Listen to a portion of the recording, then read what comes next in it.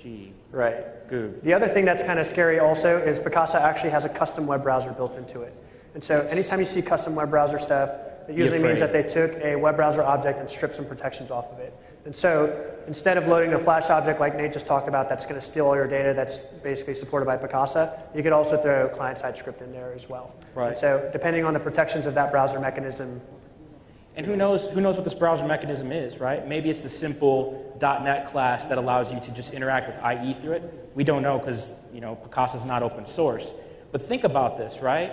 All of the protections that are in your browsers that have been worked so hard on by like Windows and the people at Microsoft and the people at Mozilla and all the browsers, can you claim that those are in this custom-made browser? I kind of doubt it. And in fact, the custom-made browser in Picasa doesn't even show you the URL bar.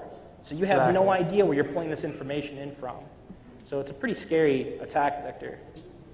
We've got a question? Well, yeah, this kind of attack will only work on the browser which is having JavaScript or Java enabled. Is there any way that this kind of attack should be enable the browser which is disabled? Yeah, Java? actually what you said is not true. And the next question, how can you make the browser more secure? Even though we have some products from McAfee such as Site Advisor, Trend Protect, and Netcraft, it seems. So these things are not working enough. True. Are you asking about DNS rebinding, or are you asking about the Picasa issue? Yeah, let's go one question at a time. Yeah. So go with the first one, please. Okay. For the DNS rebinding issue, I actually don't think it's a browser issue. It's not. Browsers have their own pinning mechanisms, which I think the browser manufacturers can work on to make sure that their browser doesn't fall victim to pinning issues. But I think it's more of a DNS issue. And it's more of a fact that, let's say, now you're dealing with DNS pinning mechanisms for a lot of different applications. So the browser's got its own DNS pinning mechanism, and now Java has its own DNS pinning mechanism, and Flash has its own DNS pinning mechanism. So the browser's not going to be able to stop some other application from doing DNS pinning the way it thinks that DNS pinning should be done. So I think it's going to be difficult for a browser to fix that. What's more important is to realize that you're accepting, I think Martin talked about this, you're accepting a DNS entry that points to an RFC 1918 address from an external entity. So whenever you see that, that should be a red flag going off saying, why is this external DNS reference referring to an internal host on my internal network? That's probably actually the best way, and kudos to Martin on it, that I've heard to fix it, is now you're preventing the whatever application it is, browser, Flash, Java applets, whatever it might be, you're preventing it from getting repinned to an RFC 1918 address. Right. So you can't, at the very least, you can't attack internal systems. That doesn't stop someone from taking control of your machine and attacking remote systems. But right, that's a different ball. I think it's a different thing, and I think I'm much more concerned about attacking internal resources.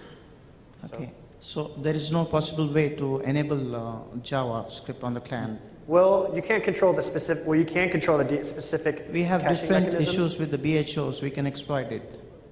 Especially for BHOs. I'm talking about the browser helper objects. Especially for the IE. You can disable Java.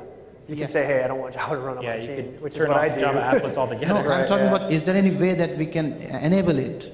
Since it's disabled, is there any way that we can enable it from our exploit? I'm not sure. Yeah, I'm not sure what the question is.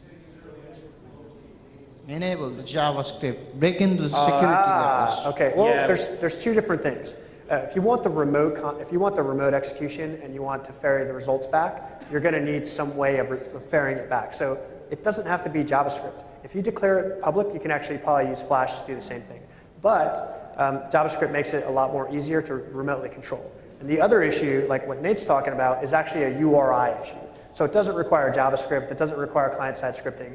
Something as simple as a redirect. You click on a link or something like that, and it just redirects you. Let's say you have JavaScript turned off. The URI is still going to be supported. Right. There's other mechanisms to help protect against URI exploitation. I think Firefox has a pretty good one where you load an external URI that's not specifically defined inside their config, and then a warning is popped up saying, hey, you're about to run this URI. Are you sure you want to do this? Right. That's one way of handling it. And the other way of handling it is the application developer, when they expose the URI, need to realize that the attack surface for their application has just increased exponentially. I think it's more about education.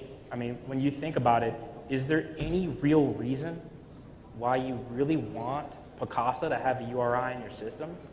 Right. Why should someone Can't I just go remotely- and download an Right. installation file for the button if I really want it that bad? Why should someone remotely be able to kick off an instance of Picasa and then control functionality that Picasa is going to do?